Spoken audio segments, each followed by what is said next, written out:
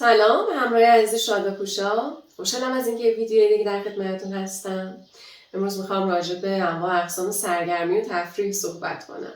بله، سرگرمی و تفریح هم انواع اقسام داره و اتفاقا خوبه که بشناسیمشون، چون اگر دسته های مختلفش رو نشناسیم ممکنه بیشتر تفریحاتمون توی یک دسته گیر کنه و از اون نیازهای دیگه غافل بمونیم. یادمون باشه که نیاز به تفریح و سرگرمی که از نیازهای اساسی انسانه، پس چه بهتر که بشناسیم و حتی واسه‌ش رو برنامه‌ریزی کنیم.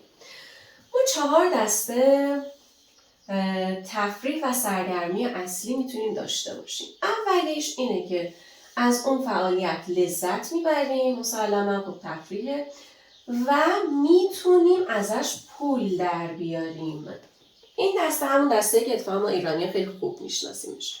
این دسته همونیه که از بچگی وقتی که خواستیم مثلا نقاشی بکشیم، از نقاشی کردن لذت خواستیم ببریم، به همون گفتن که خب مهارت نقاشی تو افزایش بده که بعدا اگر لازم شد بتونی به دیگران هم یاد بدی یا بتونی نقاشیاتو بفروشی، یا میگفتیم مثلا از پیانو زدن لذت میبریم، به همون میگفتن نه افزایشش بده، لذت خالی بردن کافی نیست، باید یه جوری مهارت رو زیاد بکنیم که اگر نیاز شد بتونی ازش پول در بیاری، یا همین الان به دوستات بتونی یاد بدی و ازش پول در بیاری. یا مثلا مثال دیگرش یکی دوست داره در مورد انواع محصولات زیبایی و پوست و بهداشتی و اینجور چیزا سرچ بکنه، اطلاعات به دست بیاره، خب میتونه همین اطلاعات رو به عنوان مشاوره به دوست و آشناش هم ارائه بده.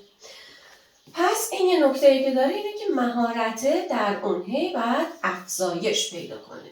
اما دسته دوم، دسته‌ای که ازش لذت میبریم، همین، نه قرار ازش پول در بیاریم، نه نیاز مهارتی رو افزایش بدیم، صرفاً همون موقع که داریم اون کار رو، اون فعالیت رو انجام میدیم، واسمون لذت میاره، سرگرم کننده است. مثلا یه نقاشی میکشیم که اصلا نه ارزش خاصی داره، نه قرار به کسی نشون بدیم برامون دست بزنه، نه قرار بفروشیمش، یا مثلا میخوایم برقصیم، نه قرار کسی بهمون بگه این حرکت رو اشتباه رفتیم، واسه دلمون خواسته با یه موسیقی برقصیم، یا کوهنوردی کنیم، یا حتی تو شهر پرسه بزنیم، همینطوری بچرخیم، آدما رو ببینیم، فعالیتی که هیچ چیزی جز لذت همون موقع نداره، اصلا هدفمند پول اینجور چیزا نداره.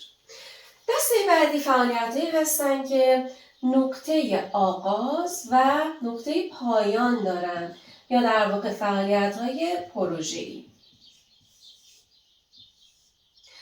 و مثلا خانم خونه دوست داره ببینه که چطوری یه جعبه بسازه، نمیدونم چطوری خودش یه کابینت به کابینتاش اضافه کنه، نمیدونم یه قسمت جدید توی کمدش ایجاد بکنه. از این پروژه هایی که زیاد داریم، حتی میتونه پروژه آموزشی باشه. مثلا یکی دوست داره در مورد مذهب، معنویت، روانشناسی، رشد فردی یه چیزای جدید یاد بگیره و همین واسش منبع لذته.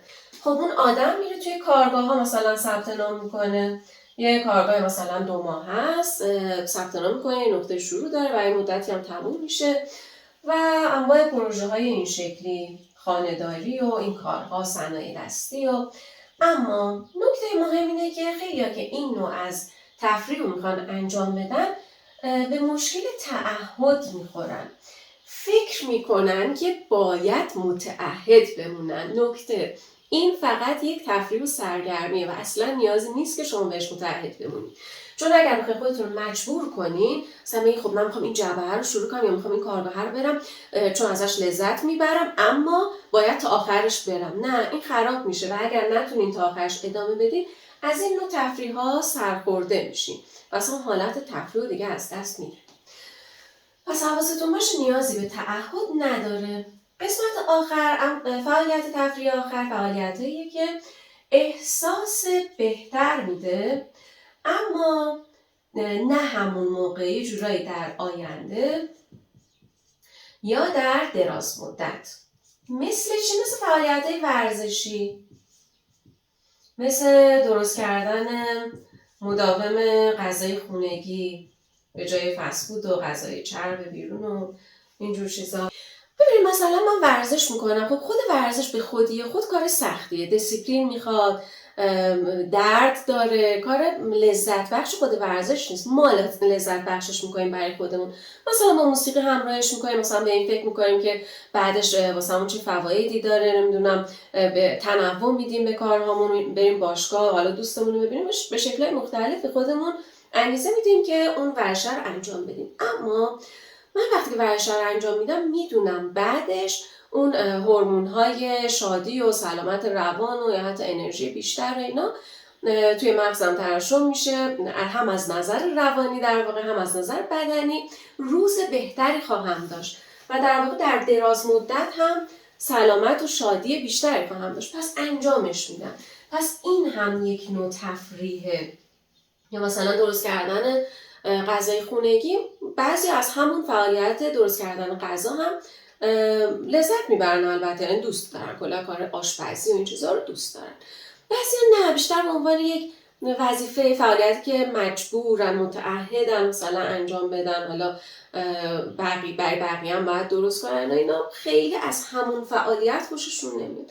اما میدونن خوردن یه غذای خوشمزه خونگی میتونه چقدر براشون فایده داشته باشه، میتونه چقدر براشون لذت بخش باشه خوردنش بعدش. پس در دراز مدت یا در آینده، حالا این آینده میتونه کوتاه، بلافاصله بعد از ورزش، بلافاصله بعد از درست کردن غذا خوردن بشه، یا در دراز مدت که همون سلامتی که بعداً بیشتر میتونیم داشته باشیمش. همین اینا رو داشته باشین، توی دفتر برنامه‌ریزیتون بنویسین و هر چند وقت یک بار که می‌خواین حالا برای ماهتون، سالتون، هفته‌تون برنامه بریزین، به خصوص اون دسته از آدمایی که خیلی نسبت به لیست کارهاشون سختگیرن و اگر بخواین تفریحی داشته باشن فکر میکنن که به برنامه‌شون خیانت کردن یا وقتشون رو تلف کردن، حتما این کار رو انجام بدن و براش از قبل برنامه‌ریزی کنن و سعی کنن همه اینها رو داشته باشن، به خصوص این. چون من توی دوستا، توی همراها، مراجعات بیشتر میبینم توی این خیلی ضعیفین، توی این خیلی قویم، اینم یه جورایی دست و پا میزنیم، ولی توی این خیلی ضعیف. ممنونم، روز خوبی داشته باشین. خداحافظ.